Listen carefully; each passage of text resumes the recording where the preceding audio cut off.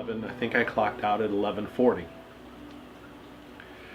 So coming home, got into Chevy, started it up, headed home, was looking forward to coming home and just putting my feet up. I was freaking tired. And going home, went past Connor Park, and coming up to the road, it was the intersection of McGormley and Tiffin Road.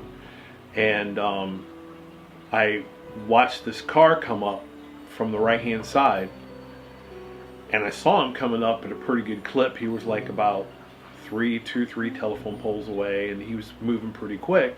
And I know I let up off the gas, but I kept going, but I kept watching him. And I came up, and I don't know, I'm guessing about maybe 2 telephone poles away, a pole and a half away from the intersection. I saw him. He came to a stop. I watched his wheels stop moving. So I just focused back down the road and put my foot back on the gas. And then as I came to the intersection, probably, there's no crosswalk there, but probably about where a crosswalk would be or right before that, I saw him out of my peripheral vision. And he came across, and it was so quick. All I had time to do was to move my right hand, and I blew the horn, and I could see, I couldn't tell you what he looked like, but I saw his silhouette behind the driver's wheel.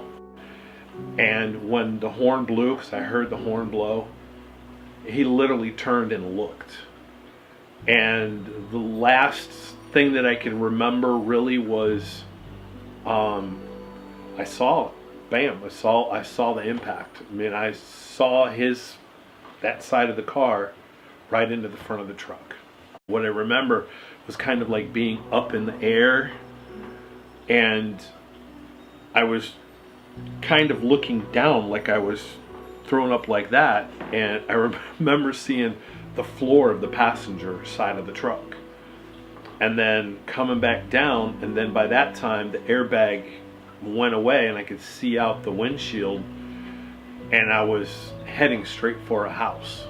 Not quite straight, but I mean, that's the biggest thing I could see. Was heading for a house. I ended up going between 2 trees, and I ended up in those people's driveway, heading right for a big tree. And I think I must have came like 5 feet short of hitting that tree. And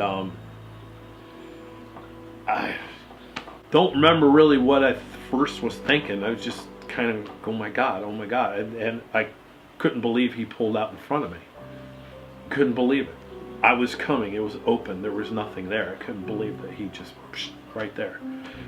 That whole time, I don't know how many minutes it was. It wasn't like a long time. It may not have even been 5 minutes. It may not have even been 3. I don't even know. But no cars even went by. There were no other cars around at the time of the accident. The whole side of his car was completely trashed. It was not pretty. And as I was walking up, you could see little splatters of blood on the airbag, the side airbag, and I moved it out of the way. And he was still sitting in his car in the driver's seat. He had a seatbelt on, and his head was rolled back, and you could just see kind of the whites of his eyes, and he was gasping for breath. He wasn't even breathing in and out. He was like that, and I grabbed his shoulder and I kind of shook him a little bit, and I said, "Hang on, they're coming, hang on, I got help is on the way." And he kind of lifted his head up, but his eyes were still rolled back in his head, and you just see the whites of his eyes, but he tried to lift his head up, so it seemed like he'd heard or felt me. And I knew from working at the hospital that what he was doing was what some ER people had told me at one time was a death rattle. And I've seen it in people, and that I knew he was fine. I had to literally almost flag down a car, and it was a van. There was a young couple in it.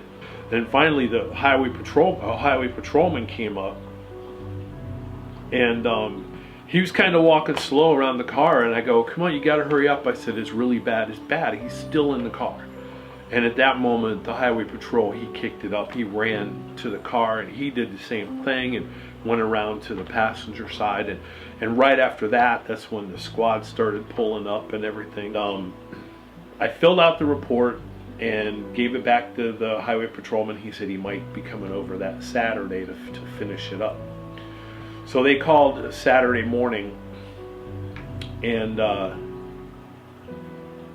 they came out to the house, and we sat at the kitchen table, and he asked me, questions about the accident and everything. And I asked him after we were done, I said, did he have family? Because I didn't know this guy. I don't even know what he looked like. And the highway patrolman kind of looked at me and he says, well, Mr. Burton, he said, it's kind of a funny story. It's not funny, but it's kind of a weird story. We had trouble getting hold of his parents. They couldn't get a hold of his parents to let them know what happened. He finally got a hold of a brother who lived in Tiffin, and he said, the highway patrolman said to me, he said that, because it was the strangest thing. We told them what happened, and his brother just simply said, doesn't surprise me. And his brother even admitted seeing him earlier in the day, and he was already under the influence. And I don't really know what that means. I know there was a can of beer in the car, but apparently the highway patrolman said that he was under the influence, and they actually consider me a victim of a crime. So that's kind of sad in its own right.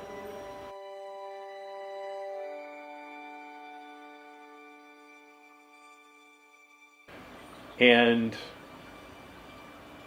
because of my lack of injuries, if you will say, I sometimes think that maybe I was supposed to be there at that time, because maybe if he made it through that intersection, maybe it would have been a family that he killed. Maybe he would have got into town and hurt somebody else, and he would have been okay.